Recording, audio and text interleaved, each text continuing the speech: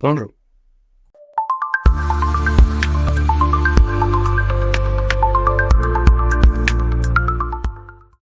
Nicolas Sarkozy, né en 1955, est un ancien président de la République française dont le parti politique ressemble à une série télé, rapide, intense et avec un twist judiciaire final.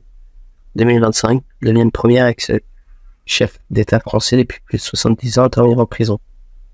Condamné pour association de malfaiteurs dans l'affaire de financement libyen de sa campagne de 2007.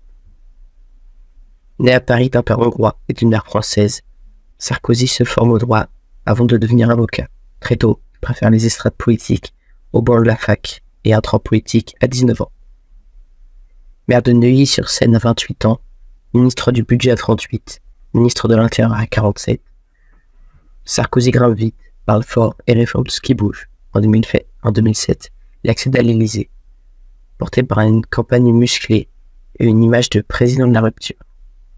5 années de réforme, de diplomatie active, notamment en Libye, de communication omniprésente.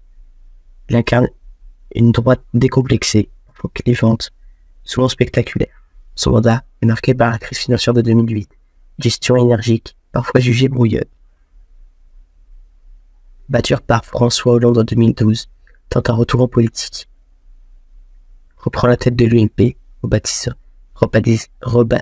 rebaptisé les Républicains, mais échoue à se représenter en 2017. Pendant ce temps, les affaires judiciaires s'accumulent, voire constituant un frigo trop rempli.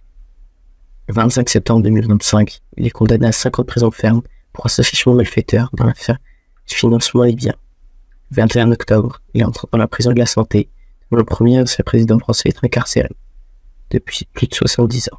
Sa cellule de 9 mètres carrés, équipée d'une douche et d'une télévision, devient le nouveau bureau de celui qui voulait réformer la justice.